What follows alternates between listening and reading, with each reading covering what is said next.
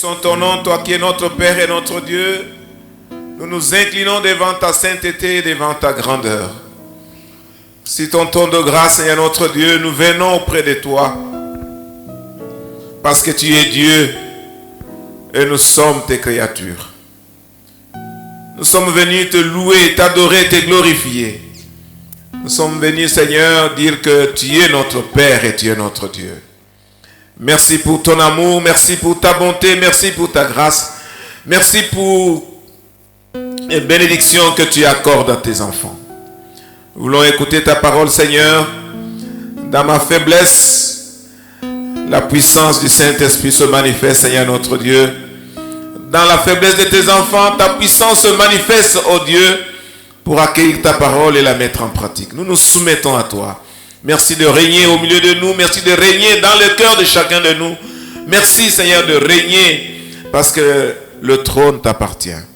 Reçois l'honneur, la gloire et la louange. Bénis la proclamation de ta parole. Au nom de Jésus. Amen. Je vous salue tous au nom de notre Seigneur Jésus-Christ. Amen. Nous sommes dans la joie ce matin d'être encore ici pour partager la parole de Dieu. Je vous prie, s'il vous plaît, de vous lever. Nous allons lire, nous allons faire des lectures. Ce ne sont pas des passages étranges, ce sont des passages que vous lisez peut-être depuis que vous avez commencé l'année. Nous lisons dans Romains chapitre 13, le verset 11. L'épître de Paul aux Romains chapitre 13, verset 11. Romains 13, 11, il est écrit ceci. Cela importe d'autant plus que vous savez en quel temps nous sommes. C'est l'heure de vous réveiller afin du sommeil, car maintenant le salut est plus près de vous que lorsque nous avons cru. Nous lisons le deuxième texte dans Éphésiens chapitre 5, verset 14 à 17. Éphésiens chapitre 5, verset 14 à 17, il est écrit ceci. C'est pour cela qu'il est dit, réveille-toi, toi qui dors, relève-toi d'entre les morts, et Christ t'éclairera. Prenez donc garde de vous conduire avec circonspection. Dans notre version on dit, prenez garde de la manière dont vous vous conduisez dans ce monde. Non comme des insensés, mais comme des sages. Rachetez le temps, car les jours sont mauvais. C'est pourquoi ne soyez pas inconsidérés, mais comprenez quelle est la volonté de Dieu. Amen. Vous pouvez vous asseoir. Bien-aimés dans le Seigneur, réveille-toi, toi qui dors. Le thème que vous êtes en train d'exploiter, moi j'ai seulement changé, réveille-toi de ton sommeil. En fait, je vais parler ce matin du réveil spirituel. Chaque matin, en fait, mon téléphone, j'ai réglé l'alarme pour me réveiller à 5 heures du matin. Donc chaque matin, je sais au moins que mon alarme sonne à 5 heures du matin et je dois me réveiller pour aller chercher le Seigneur. Il arrive des fois, des circonstances particulières, je peux régler mon alarme à 3 heures du matin ou à 3h30, selon les besoins. Donc, je mets l'alarme pour me permettre de me réveiller parce que je dois faire quelque chose. Et c'est l'habitude que nous avons prise depuis que nous sommes convertis de nous réveiller tôt le matin comme Jésus et aller chercher sa face. Bien-aimés dans le Seigneur, j'ai mis l'alarme, pourquoi? Parce que je dois me réveiller. Et je dois me réveiller, il s'agit de la volonté que je me suis soumise de me réveiller. Et cela parce que j'ai fait un choix, j'ai pris une décision pour que je puisse rencontrer le Seigneur à une heure précise. C'est vrai qu'il y a des moments où on est fatigué, on dort. Sinon quand on a travaillé beaucoup la nuit, on dort en retard. On ne va pas se réveiller à 5 heures, on va se réveiller un peu plus tard pour que le corps se repose. Alors, ce matin, je vais vous parler du sommeil spirituel ou du réveil spirituel. Je ne vais pas parler du sommeil, je vais parler du réveil. Parce que le texte dit, réveille-toi, toi qui dors. Amen. Réveille-toi, toi qui dors. Il s'agit donc, bien-aimé, du réveil spirituel. Mais je parle du réveil spirituel en me référant au sommeil spirituel. En me référant aussi au sommeil de notre corps, au sommeil physique. Alors, j'ai structuré mon message dans 4 parties. Il y a d'abord le sommeil spirituel que nous allons exploiter. Et deuxième point, c'est le réveil spirituel. Troisième point, les raisons du réveil spirituel ou l'importance du réveil spirituel. Et le dernier point, comment nous pouvons nous réveiller du sommeil? Comment nous pouvons provoquer les réveils spirituels? Comment nous pouvons nous maintenir dans le réveil sans dormir? Bien-aimés dans le Seigneur, comme je l'ai dit, à notre premier point, le sommeil spirituel, je vais définir le sommeil spirituel en me référant au sommeil physique. Et le sommeil physique, quand nous dormons, qu'est-ce qui se passe? Qu'est-ce qui se passe quand nous dormons? Alors, nous allons comprendre le sommeil spirituel chrétien en nous référant à notre sommeil. Bien-aimés, quand nous dormons, nous devenons insensibles. Donc, il y a quelque chose qui peut arriver autour de toi, tu ne le sens pas. Un serpent peut venir te traverser sur le corps, tu ne le sens pas. C'est vrai, ça dépend de la profondeur de ton sommeil. Tu peux sentir tout comme tu ne peux pas sentir. Il y a des gens même on les déplace. De là, on les met à un autre endroit, ils sont toujours en train de dormir. Donc, le sommeil spirituel, c'est un état d'insensibilité spirituelle. Donc, nous ne sentons rien. Nous ne sommes pas responsables de ce qui se passe autour de nous. Au deuxième point. Donc, c'est aussi un état d'irresponsabilité. On est irresponsable pendant que nous sommes en train de dormir. Parce que vous dormez, quelque chose se passe dans la maison, vous ne sentez pas. Vous ne savez pas, donc vous n'êtes pas responsable. Parce que vous êtes en train de dormir, le corps est fatigué, vous êtes en train de vous reposer. Donc le sommeil spirituel est un état d'insensibilité spirituelle où on ne discerne pas, on ne sent pas des choses spirituelles qui se passent autour de nous. Mais c'est en même temps un état d'irresponsabilité. Quelqu'un qui dort ne peut pas être tenu responsable d'un robinet qu'on a laissé en train de couler. Parce que lui, il dort, il ne sait pas ce qui se passe. On n'est pas concerné par ce qui se passe dans notre environnement. Mais le sommeil spirituel, nous ne voyons pas. Nous sommes dans un état d'aveuglement parce que nos yeux sont fermés. Nous ne voyons pas. Jésus disait à ses disciples, mais ouvrez les yeux. Le temps est déjà arrivé, c'est déjà la saison, le temps de la moisson. Il faut ouvrir les yeux pour voir. Mais quand on dort, on a les yeux fermés. On ne voit pas. On ne voit pas des choses qui se passent autour de nous. On ne comprend pas. On ne discerne pas des choses spirituelles qui sont là. Parce que nous sommes dans un sommeil spirituel. Il n'y a pas de jugement qu'on peut faire quand nous dormons spirituellement. Bien aimé, c'est très grave de comprendre ce qui se passe quand nous dormons spirituellement. L'état de sommeil spirituel n'est pas bon. Il n'y a pas un sens de jugement. Et une autre chose, bien aimé dans le Seigneur, pendant que nous dormons, nous nous faisons beaucoup d'illusions. Pendant que nous dormons, nous nous faisons des illusions. Parfois, les célibataires rêvent en train de se marier. C'est une illusion. Et quand ils se réveillent, ils se rendent compte que non, ce n'est pas la réalité. C'est tout simplement un rêve. Ce n'est pas vrai. Oui, parce que nous dormons.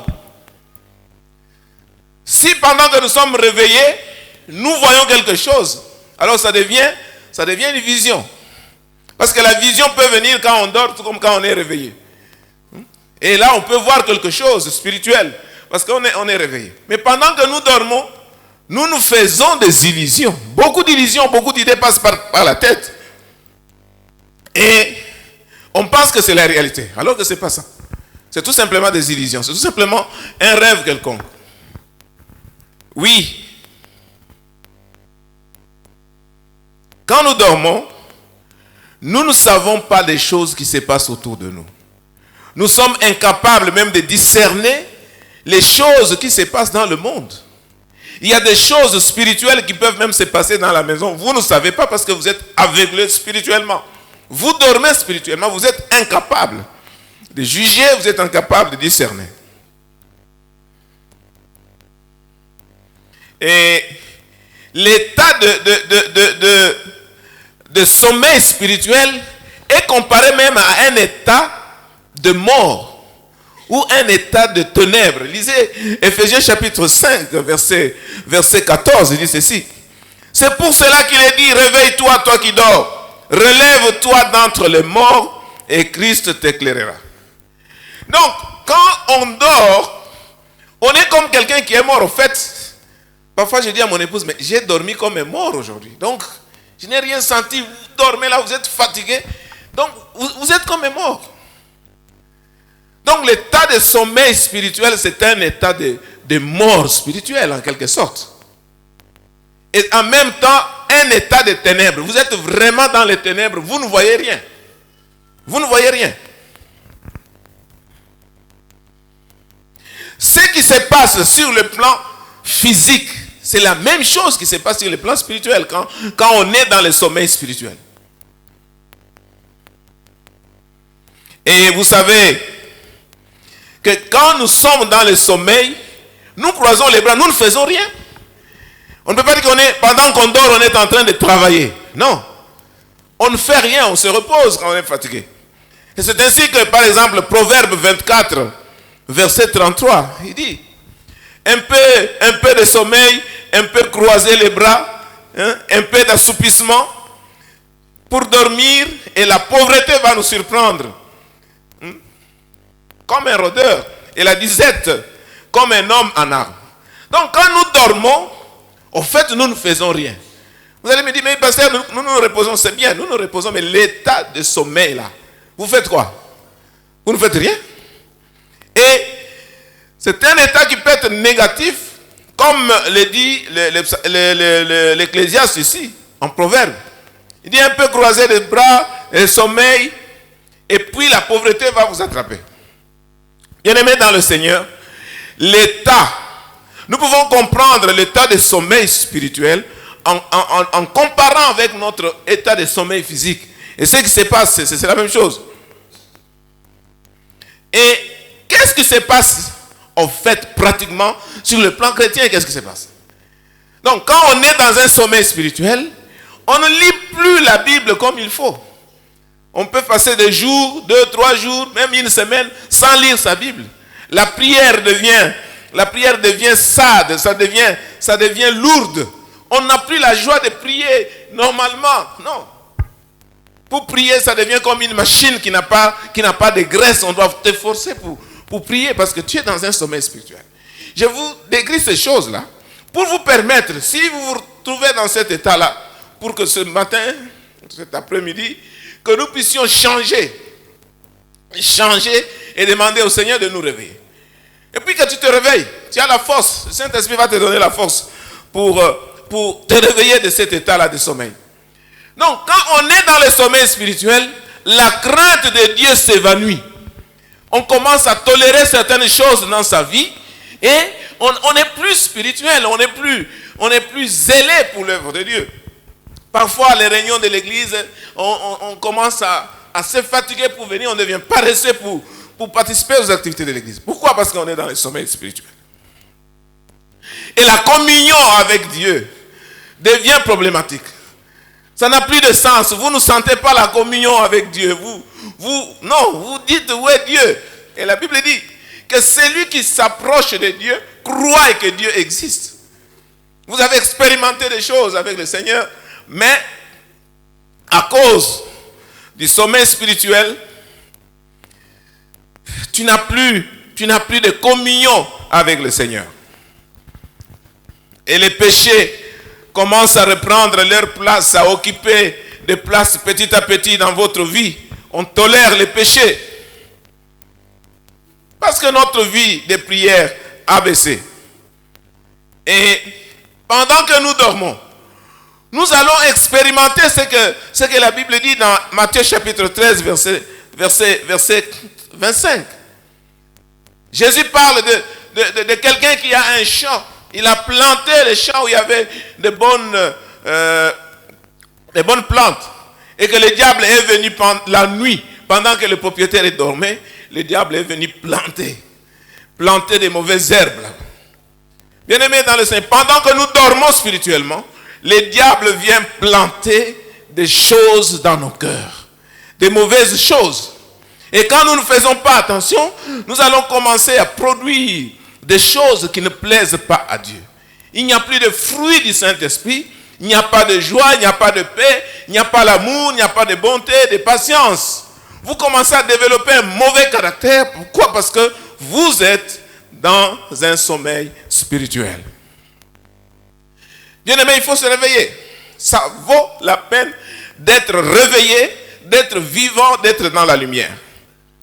Et même le comportement, même le langage peut changer pendant qu'on est dans cet état. On commence à prendre plaisir aux choses de ce monde.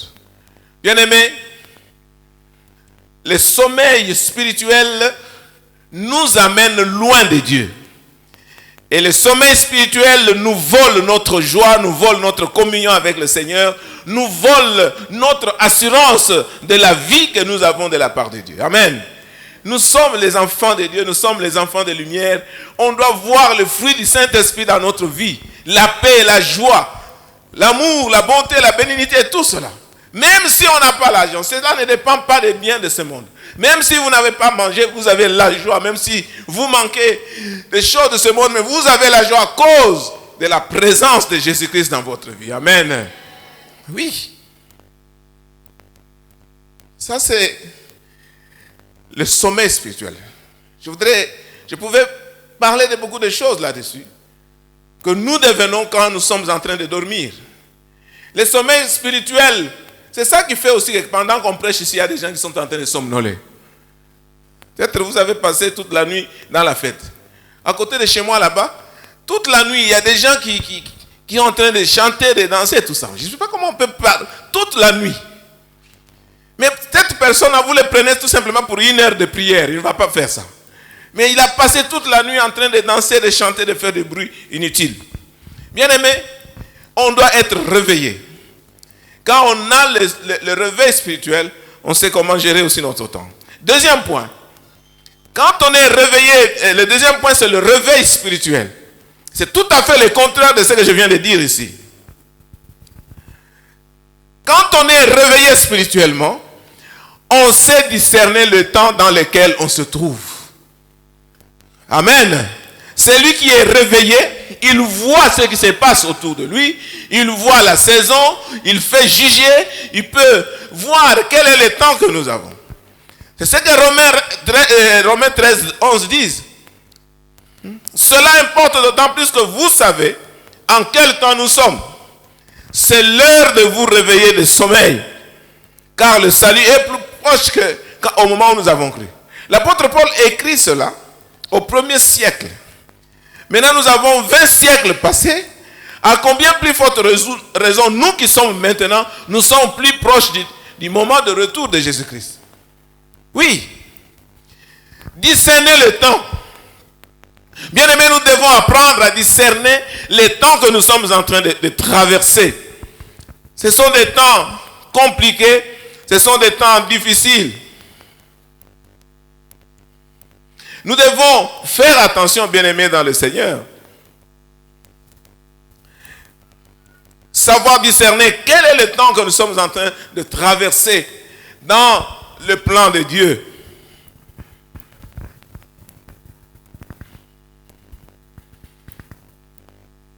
Dans 2 Timothée chapitre 3, verset 1, on parle des derniers temps. Que dans les derniers temps, il y aura des moments difficiles, très difficiles. Et c'est ce que nous sommes en train de vivre actuellement, bien-aimés dans le Seigneur. Nous traversons les temps de la fin, les temps où les choses sont très difficiles partout. Il y a des guerres, il y a des tremblements de terre. Il y a eu tremblements de terre dernièrement en Turquie. Il y a des guerres qui sont là, des menaces même de la 3e guerre mondiale. Nous sommes pendant des moments très difficiles. Très difficiles. Et ce qui se passe même dans l'église, il y a des choses horribles qui se passent même dans l'église. Nous sommes pendant un moment où on est en train de bafouer les institutions divines. Par exemple, le mariage n'est plus respecté. Et il y a des parlements à travers le monde qui sont en train de travailler pour supprimer les genres dans le langage humain. On ne peut pas parler de femmes et d'hommes, non. Et aujourd'hui, le mariage est transformé. On parle des hommes qui se marient. On parle de femmes qui se marient. Et ailleurs, on parle de l'égalité des droits. Où les femmes disent, voilà, comme les hommes ont le droit d'épouser plusieurs femmes, nous avons aussi le droit en tant que femmes d'épouser plusieurs hommes. Et cela, je ne sais pas si ça a déjà été adopté en Afrique du Sud, la femme sud-africaine est capable d'épouser plusieurs hommes et la loi ne va pas le condamner. Bien aimé, nous traversons des moments très difficiles. Et en Allemagne, on a supprimé même l'inceste. D'abord, l'âge de mariage, on dit une fille de 8 ans, 10 ans s'il veut faire l'amour, il peut le faire, ce n'est pas un problème, il doit satisfaire ses sentiments. Et on supprime les relations familiales, on dit, on n'accepte plus, on ne peut plus condamner l'inceste. C'est-à-dire que deux frères, un frère et une sœur, ils peuvent avoir des rapports sexuels. Et cela est autorisé par la loi. Il y a des choses horribles qui se passent dans le monde. Et hier, même ce matin, quand on était assis dans la voiture, j'ai montré à ma femme quelque chose qui s'est passé, je ne sais pas quand, mais ici à Kinshasa, dans une vidéo. Un prophète est venu, il avait reçu quelque chose de la part de Dieu. Et il parle à un couple de son église, où il a l'habitude de prophétiser. Il a l'habitude de prophétiser et de vraies prophéties qui s'accomplissent dans la vie de ce couple-là. Alors cette fois-là, il a dit, il a reçu quelque chose qu'il ne veut pas garder. C'est un fardeau, il ne veut pas garder parce qu'il est encore jeune, il ne peut pas porter ce fardeau-là. Alors quel est le problème? Il dit, Dieu m'a parlé depuis longtemps que si je vais aller loin dans ma vie, si je vais avoir un grand ministère, si je veux être un grand prophète dans ce pays, je dois avoir une femme du ministère. Et cette femme du ministère, c'est qui? C'est la femme d'un frère qui était là-bas. Oui, si vous voulez, après, là, je peux vous balancer la vidéo. Hein. C'est la réalité. Donc, Dieu lui a parlé pour lui dire que si tu veux aller loin dans le ministère, si tu veux avoir un grand ministère de prophétie et tout ça, la femme qui peut t'aider, c'est la femme de ce frère-là. Alors le frère dit, mais prophète, donc quand tu viens chez moi là, tu envies ma femme. Et ils ont commencé à se chamailler. Bien aimé, vous pouvez vous rendre compte à quel point le soi-disant prophète est incapable de discerner la parole de Dieu. Vous vous rendez compte? Et lui, il est convaincu que c'est Dieu qui l'a envoyé pour dire cela. Bien aimé, nous sommes envahis, nous sommes infiltrés, même dans l'église. Et nous devons faire très attention. Quand on est réveillé spirituellement, on est prêt pour rencontrer le Seigneur. On est prêt, on veille. On veille. Jésus dit, veillez et priez, parce que vous ne savez pas le jour, ni l'heure. Veillez et priez. Nous sommes en alerte, parce que le Seigneur peut venir à tout moment. 1 Thessaloniciens 5, 6. Nous sommes en alerte. Nous devons observer. Nous devons observer ce qui se passe. Nous ne devons pas vivre dans l'insouciance ou dans l'indifférence. Ou dans l'aveuglement spirituel. Nous devons vraiment veiller parce que Jésus peut rentrer à n'importe quel moment. Nous ne savons pas les jours. Parce que tous les signes donnés par la Bible sont déjà accomplis. Alors, quand on est dans le réveil spirituel, on veille sur ces choses-là. Le Seigneur va te trouver dans quel état? Il va te trouver dans quel état? Quand on est réveillé spirituellement, on est conscient de son état spirituel. C'est-à-dire qu'on est conscient de ses faiblesses, on est conscient de ses forces.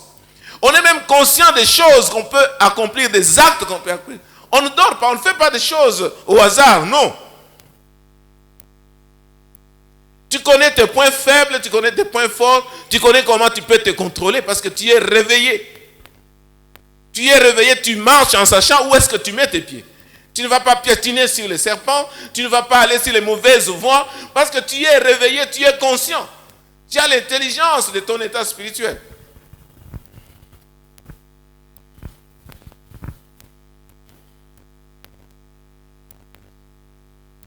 la Bible parle de nous examiner nous-mêmes. En 1 Corinthiens chapitre 12, verset 10, on parle, examinez-vous vous-même pour voir si vous êtes encore dans la foi. 2 Corinthiens 13, 4 à 5. Nous devons nous examiner. Nous sommes capables de nous examiner parce que nous avons cette capacité-là. Et quand on est réveillé spirituellement, nous sommes dans un processus de croissance spirituelle permanente. Nous sommes en train de grandir spirituellement. Continuellement, nous sommes dans la croissance. Nous grandissons dans la connaissance de Dieu. Nous grandissons en faisant expérience de nouvelles choses dans notre relation avec le Seigneur. Peut-être vous êtes en train de stagner. Il faut voir si vous stagnez. Le Saint-Esprit peut vous montrer si vous êtes en train de stagner, c'est-à-dire que vous faites de surplace. Il faut avancer. Il faut chercher le Seigneur pour avancer dans la croissance spirituelle. L'apôtre Pierre dit dans 2 Pierre chapitre 3 verset 18, croissez dans la grâce et dans la connaissance de notre Seigneur et Sauveur Jésus-Christ. Il n'a pas dit, il n'y a pas de limite pour la croissance. Non. Il n'y a pas de limite. Nous croissons à tout moment. Nous devons grandir jusqu'à ce que le Seigneur va revenir. Et c'est quand nous sommes dans le réveil spirituel que nous pouvons croître.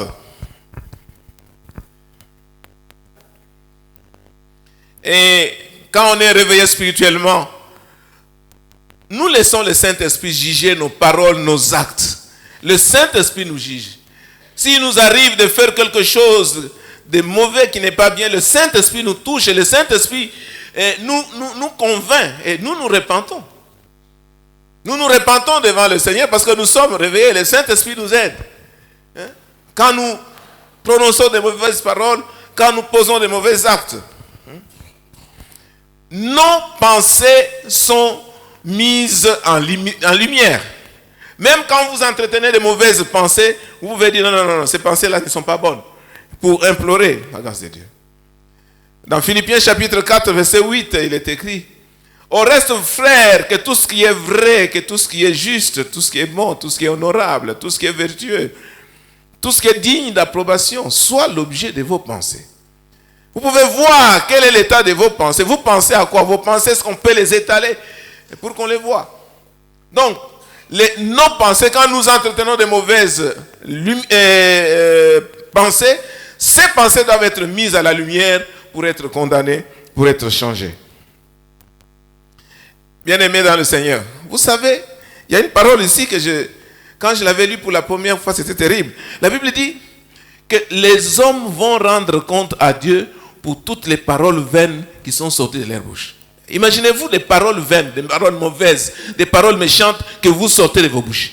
Alors la Bible dit que pour chaque parole que nous prononçons de notre bouche, nous allons rendre compte devant le Seigneur. Est-ce que vous avez déjà pensé à ça? C'est pourquoi il ne faut pas trop parler. Il y a des gens qui aiment trop parler. Et même dans l'église, ils ont le ministère de colportage et ainsi de suite.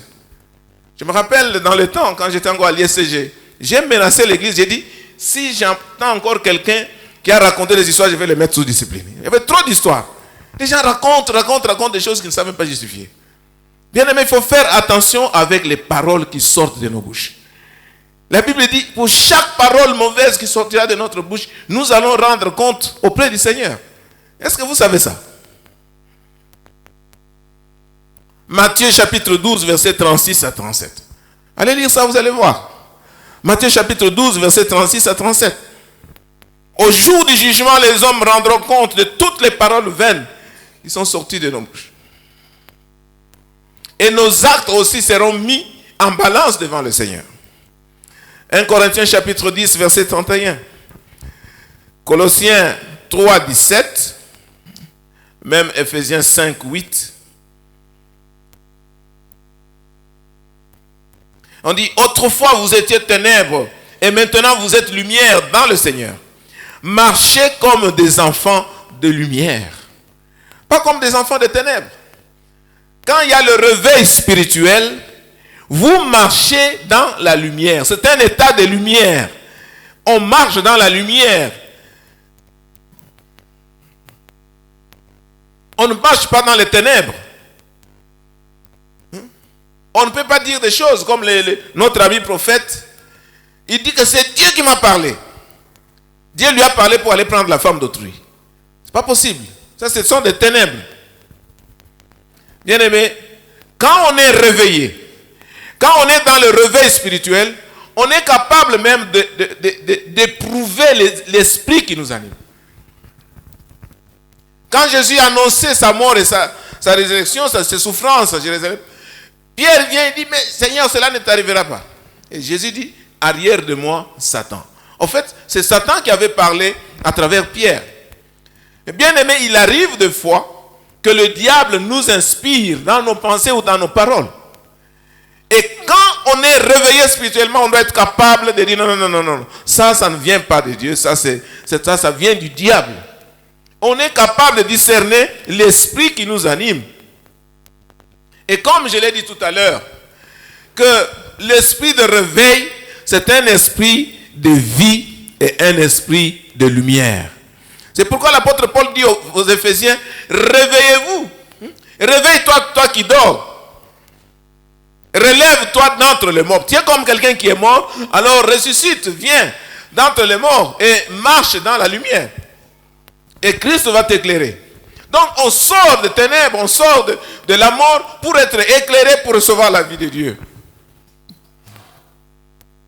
Oui, bien-aimés dans le Seigneur, nous devons vivre la vie chrétienne étant réveillée. Et quand on est réveillé, on respecte son temps de prière le matin. On a un temps où on réveille, un temps fixé pour prier, pour méditer, pour recommander la journée entre les mains du Seigneur. Quand on est réveillé, on sait contrôler son comportement, on a la maîtrise de soi, on a les fruits du Saint-Esprit parce qu'on est réveillé spirituellement. Quand on est réveillé spirituellement, on sait contrôler ses paroles, on sait vivre dans la lumière et non pas dans les ténèbres. Quand on est réveillé, on maintient sa relation avec Dieu et on maintient de bonnes relations avec Dieu, on maintient de bonnes relations avec ses voisins, on maintient de bonnes relations avec soi-même. Troisième point, bien-aimé, pour aller plus vite. Les raisons du réveil spirituel, l'importance du réveil spirituel dans notre vie. Le réveil spirituel, bien-aimé, n'est pas un état sporadique. Ce n'est pas un état exceptionnel que nous devons vivre. Le réveil spirituel, c'est l'état normal de la vie chrétienne. C'est la vie de tous les jours que nous devons avoir dans notre relation avec le Seigneur. On est réveillé, on est dans la lumière, on est vivant parce que le Saint-Esprit nous conduit dans la volonté de Dieu. C'est l'état normal du chrétien, c'est l'état normal de l'Église. L'Église ne doit pas dormir, l'Église ne doit pas être dans le sommeil spirituel. Non, l'Église doit être réveillée. Parfois, l'Église s'endort et laisse l'infiltration. Il y a des gens qui vivent double vie, mais qui sont toujours là. C'est vrai qu'on peut laisser les vrais et les livrer. Mais je pense qu'à un certain moment, la puissance du Saint-Esprit doit toucher les gens pour qu'ils puissent venir à la lumière. Pourquoi nous devons vivre le réveil spirituel? D'abord, c'est un ordre de Dieu. On dit, réveille-toi, toi qui dors. C'est un impératif.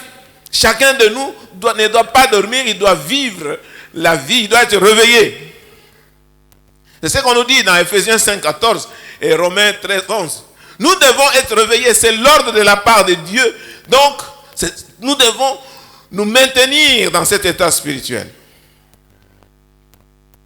Notre Dieu, c'est un Dieu de lumière, un Dieu vivant. Et nous, ses enfants, nous devons aussi être vivants et marcher dans la lumière. Nous devons marcher dans la lumière. Le réveil spirituel est très important parce que Jésus revient bientôt. S'il trouve quelqu'un endormi, alors on ne sait pas ce qui va se passer. Nous ne savons pas. Le réveil spirituel nous permet, bien-aimés, de résister contre les tentations, contre l'esprit corrompu de ce monde et la séduction du diable. Dans Luc chapitre 22, verset 40, Jésus dit, veillez et priez afin que vous puissiez résister aux tentations de ce monde. Nous devons veiller parce que si vous dormez, vous n'allez pas résister aux tentations de ce monde. Vous devez veiller et prier. Quand on parle de veiller et prier, ce n'est pas le fait de se priver le sommeil physique, non. C'est tout simplement faire attention à la parole de Dieu, faire attention même à la prière que vous faites. Est-ce que c'est la prière qui est conforme à la parole de Dieu ou bien c'est une prière qui est contraire à la parole de Dieu? Donc veillez et priez. Donc vous avez la discipline personnelle et vous priez, vous êtes réveillés pour ne pas tomber dans la tentation. Vous pouvez prier, mais si vous êtes indiscipliné, vous ne pouvez rien faire quand la tentation vient. Donc il faut vraiment avoir de la discipline. Et 1 Pierre chapitre 5 verset 8 dit: soyez sobres, veillez car votre adversaire rôde autour de vous comme un lion rugissant cherchant qui va dévorer. Voilà, on parle de veiller. Il faut être réveillé, il ne faut pas s'endormir dans le péché. Le réveil spirituel est très important. Très important parce que ça nous permet de nous maintenir notre relation avec le Seigneur. Ça nous permet de faire face aux tentations et aux choses de ce monde. Ça nous permet de résister même à la séduction de ce monde. Bien aimé, vous savez qu'aujourd'hui, beaucoup de gens sont séduits par les choses de ce monde. En commençant même par la plupart des serviteurs de Dieu ajoutent la magie pour avoir la renommée, pour faire des miracles, pour faire beaucoup de choses, pour avoir la gloire. Ils sont tentés par les choses de ce monde et beaucoup finissent mal. Beaucoup ont même des pratiques du judaïsme. Nous voyons beaucoup avec les tissus des juifs. Ils ne sont pas des juifs. Bien aimé dans le Seigneur, le réveil est très important.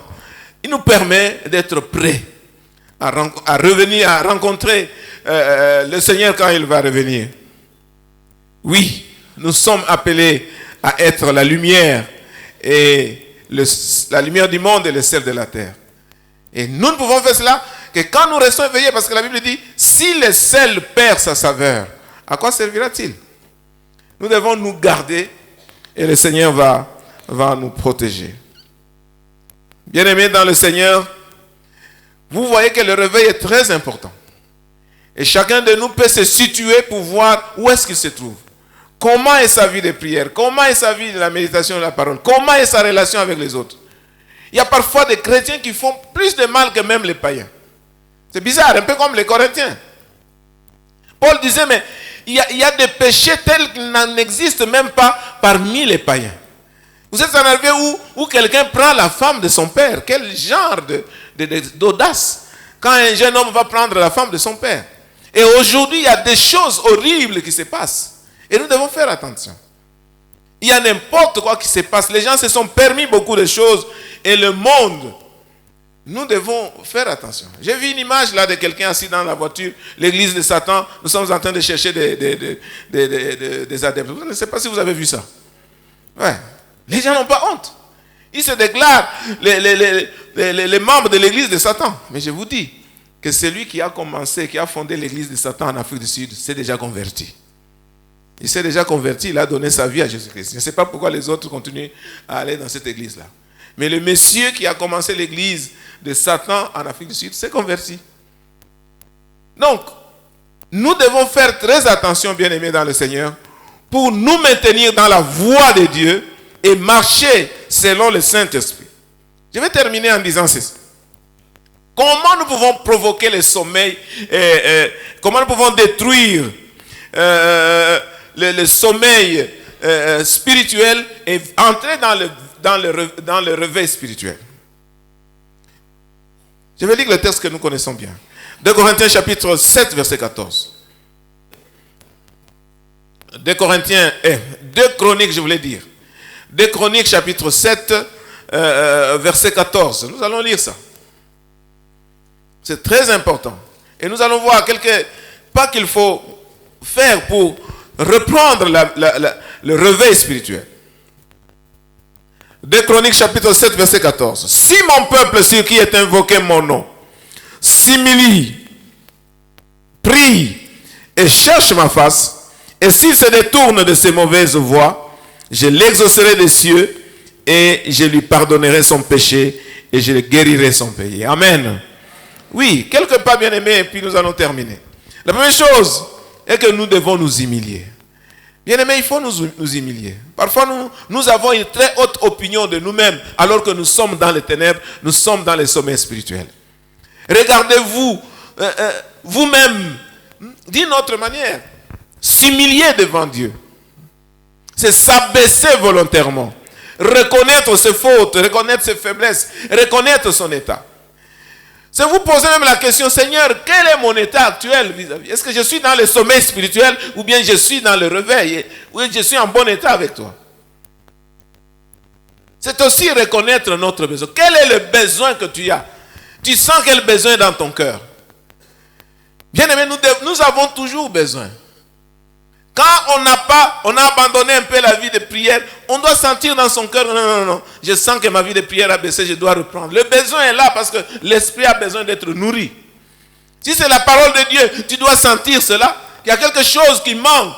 Je dois reprendre ma vie. Quel est ton état, bien-aimé? Il faut s'humilier. Il faut s'humilier. Si tu te rends compte que tu n'arrives plus à résister aux tentations, tu n'arrives plus à prier comme... Non, il y a quelque chose qui ne va pas. Il faut s'humilier devant le Seigneur. Il faut découvrir. L'apôtre Paul dit, éprouvez-vous vous-même pour voir si vous êtes encore dans la foi. Éprouvez-vous vous-même.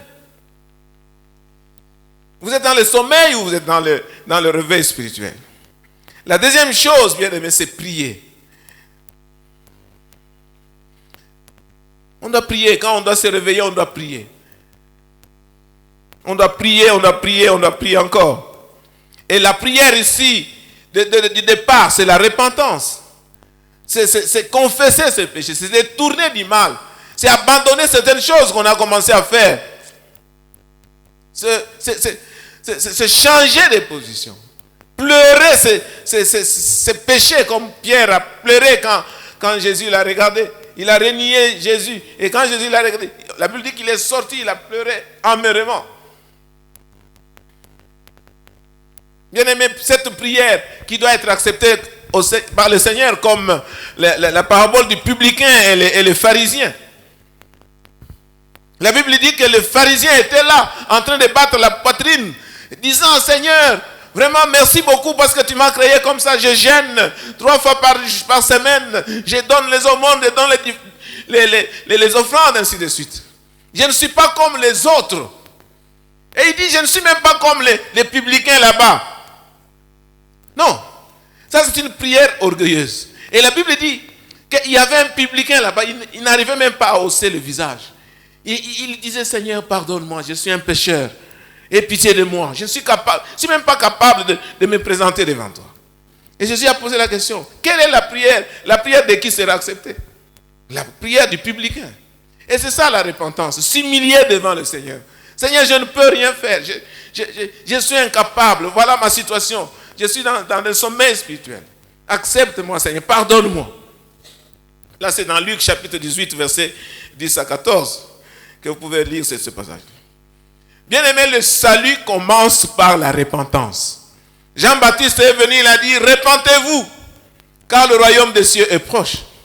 Quand Pierre a prêché, il a dit, repentez-vous et croyez dans la bonne nouvelle de Jésus-Christ. Donc le salut commence par la repentance. Le réveil spirituel commence par la repentance. Il faut se repentir, il faut changer de position. Il faut regretter ses péchés. Il faut abandonner cette vie mauvaise. Oui, bien-aimés dans le Seigneur, la prière de repentance nous pousse à aller auprès de Dieu. Même cette prostituée qui est venue derrière Jésus, versait son sang, versait ses larmes, et puis il essuyait les pieds de Jésus avec ses cheveux. Elle se repentait, elle a abandonné sa vie mauvaise. Bien-aimés, la vraie repentance touche chaque détail de notre vie. Ça touche nos sentiments, notre esprit, nos émotions et même notre intelligence. Donc nous devons nous repentir. Nous humilier, nous prier, et surtout la prière de repentance, revenir auprès du Seigneur, et puis chercher la face de Dieu. Si mon peuple sur qui est invoqué mon nom s'humilie, prie et cherche ma face. Oui, la Bible dit, demandez, vous recevrez, cherchez, vous trouverez, frappez, alors vous ouvrira. Ce n'est pas une simple prière, bien-aimé. Cherchez la face de Dieu. Dieu dit, vous me chercherez, vous me trouverez si vous me cherchez de tout votre cœur. Oui, ce n'est pas une petite prière. C'est gêner, c'est prier, c'est se mettre de côté pour chercher la face de Dieu. C'est se priver des choses de ce monde et chercher, se fixer des objectifs, faire des vœux au Seigneur. Chercher vraiment à rencontrer le Seigneur dans sa vie. L'abnégation, c'est abandonner les plaisirs de ce monde et chercher le Seigneur. Et là, vous allez les trouver. S'humilier, prier, chercher la face de Dieu. Et le Seigneur va... Oui, bien-aimés dans le Seigneur, si nous voulons vraiment nous réveiller, nous devons chercher le Seigneur de cette manière-là. Et puis se détourner de ces mauvaises voies. C'est la voie de la sanctification. C'est la voie où on est consacré au Seigneur. C'est la voie où on marche avec le Seigneur et on veut vraiment lui plaire. Bien-aimés, je voudrais terminer en disant que le réveil spirituel est continuel et doit être permanent. Et nous devons marcher avec le Seigneur. Être dans le réveil spirituel, c'est vivre selon l'Esprit, se marcher avec l'Esprit. Et le réveil spirituel, par la grâce de Dieu, Dieu peut se manifester puissamment dans notre vie et nous voyons un grand changement qui s'opère. Mais c'est aussi un processus. Pendant que nous sommes en train de chercher le Seigneur est en train de nous transformer. Et je vous dis, la transformation ne s'arrêtera que le jour où le Seigneur va venir. Chaque jour, nous sommes obligés à chercher le Seigneur, à chercher sa face, à demander qu'il nous transforme pour nous rendre agréables à lui, pour nous rendre à l'image de Jésus-Christ. Que le Seigneur aide chacun de nous à le chercher, pour découvrir son état. Bien-aimé dans le Seigneur, es-tu dans le sommeil spirituel ou bien tu y es réveillé? Si tu es dans le sommeil spirituel, la parole qui est adressée ce matin est que réveille-toi de ton sommeil. Et le Seigneur va t'éclairer, le Seigneur va te combler de sa vie. Amen.